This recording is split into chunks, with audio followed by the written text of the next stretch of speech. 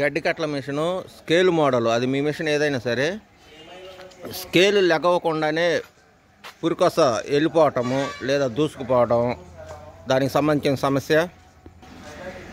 Scale లేచేటప్పుడు గతుకుతూ లెగవడం స్టెప్పులుగా.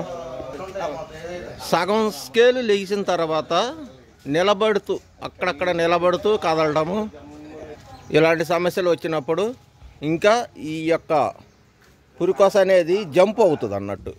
ఈ ఘాట్లో నుంచి మనం ఏ ఘాట్లో అయితే పెట్టామో ఆ ఘాట్లో ఉండకుండా ఈ పై ఘాట్లోకైనా జంప్ అవుద్ది, కింద ఘాట్లోకైనా జంప్ అవుద్ది, లేదా తీరా ఈ దరికి వచ్చేసి ఇక్కడ ఈ నట్టుకి మేలేసుకుంటుంది. ఇలాంటి 4 రకాల సమస్యలకి ఒకటే పరిష్కారము. ఇక్కడ వచ్చేటువంటి ఈ యొక్క ప్లేట్లు, దారం ప్లేట్లు, ఈ వైట్ గాని కిందనే దారం ప్లేట్ వస్తుంది. కంపెనీ వాళ్ళు ఇచ్చేది ప్లేట్ ఎట్లాగా ఉంటుంది. ఈ ప్లేట్ వచ్చేసి దారం నడిచి ఇదిగో ఇట్లాగా గాడి కోసేస్తుంది.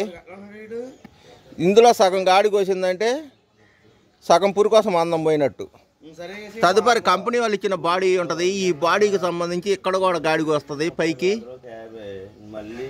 జాగ్రత్తగా చూస్తే కనబడుతుంది. అప్పుడు ఈ పురికోసం ఉండే మందం ఎంత, ఈ మందము ఈ ప్లేట్లో సగం పోయి అయితే ఈ ప్లేట్లో సగం మందం పోయి ఇట్లాగా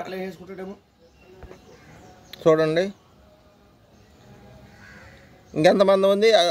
ఆ ఉన్న సగం మందము ఈ కంపెనీ బాడీ ప్లేట్లో పోయి ఇంక ఇది లూజ్ అయిపోద్ది. లూజ్ అయిపోవటం వల్ల ఈ యొక్క సమస్యలన్నిటికీ ప్రధాన కారణం. దీన్ని ఇప్పుడు పరిష్కారం చేద్దాం.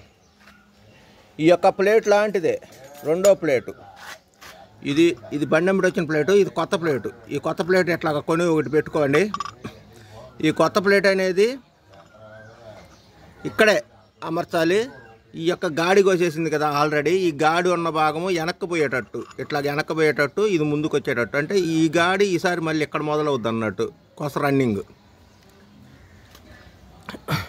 ఈ యొక్క ప్లేట్ అనేది ఫస్ట్ ప్లేట్ మనం కొన్న ప్లేట్ ఇట్లా పై పాటుకి తిప్పేయాలి.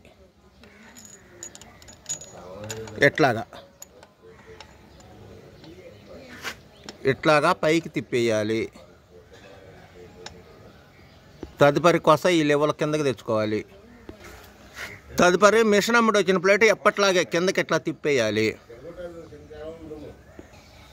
వద్దులే, ఇప్పుడు ఒకసారి ఇలాగ గమనించండి. ఈ యొక్క పురికొస రన్నింగ్ అయ్యే భాగం అంటే మన ట్రాక్టర్ పెద్ద టైర్ సైడు ఒక స్ప్రింగు ఒక బోల్ట్కి ఒక స్ప్రింగ్ మాత్రమే వేయాలి. ఇంకా బ్యాక్ సైడ్ ఉన్నటువంటి ఈ బోల్ట్కి స్ప్రింగ్ వేయరాదు. ఓన్లీ అడ్జస్ట్మెంట్ ఇది ఇట్లాగ పక్కగా జరగకుండా ఉండడం కోసం ఇక్కడ నట్టు మాత్రం వేసుకోవాలి. ఇక్కడ బ్యాక్ సైడ్కి స్ప్రింగ్ వేయరాదు. ఇక అడ్జస్ట్మెంట్ సరిపోతుంది ఒక్క స్ప్రింగే. ఎందుకంటే ఈ ప్లేట్ అనేది మనం కొత్తగా వేసినప్పుడు ఈ గది హైట్ పెరుగుతుంది కాబట్టి ఈ యొక్క అడ్జస్ట్మెంటు స్ప్రింగులు బిగియటానికి సరిపోద్ది కానీ ఫుల్ టైట్ అవుతుంది అన్నట్టు. ఇప్పుడైతే ఆటోమేటిక్గా అడ్జస్ట్మెంట్ అవుతుంది. ఎట్లాగంటే 2 సంవత్సరాల పాటు 2 సంవత్సరాల కంటే పైనే ఎక్కువ వస్తుంది ఇది. ఈ యొక్క స్ప్రింగ్ వేయటం వల్ల ఎప్పట్లాగే డస్ట్ పేరుకుంటుంది. ఈ యొక్క స్ప్రింగ్ వేయకుండా ఉంటే ఇక్కడ లైఫ్ లాంగ్ డస్ట్ కూడా పేరుకోదు అన్నట్టు. ఇక మీరు దిగి చూసే అవసరమేమి ఉండదు. ఇక్కడ దాదాపుగా ఎప్పుడో ఒకసారి అన్ఎక్స్పెక్టెడ్గా ఒకసారి తీసుకుంటే సరిపోద్ది. అసలు దీన్ని ఇంకా మర్చిపోవచ్చు మీరు.